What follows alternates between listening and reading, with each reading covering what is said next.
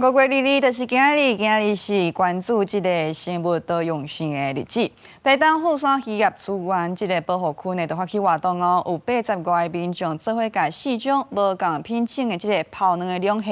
甲虾仔呢放倒去海里。也因为这个富山保护区哦是禁止渔民去掠鱼，把甲这个活动呢办伫咧遮，就是希望龙虾甲虾仔会当好好来生态。日早起，海渔基金会甲宗教团体，则已经有2个日本龙虾、泡文龙虾、铃木龙虾甲忍受龙虾在总共4种伫台湾海峡定定看到，也定定互人掠龙虾。甲台东区渔会、富山渔业资源保护区合作，放流到鱼心保护区80几位参加的民众，伫海山堡摆几排，甲这一桶一桶的龙虾放喺海，互因去探死，互因的族群扩大，守护掠过头的海峡生态。保育区里面河其实是禁止捕捞任何的鱼类的行为，所以我们选择在这里。那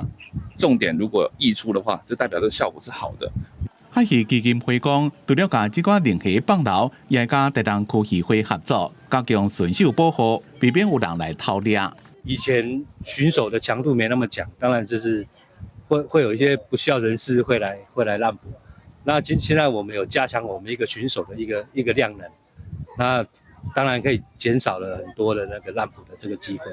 台东县政府94年就划设富山渔业资源保护区，县政府希望民众莫伫咧保护区范围内违规捕猎，若未依照渔业法的规定，罚3万到15万。公司新闻采访报道。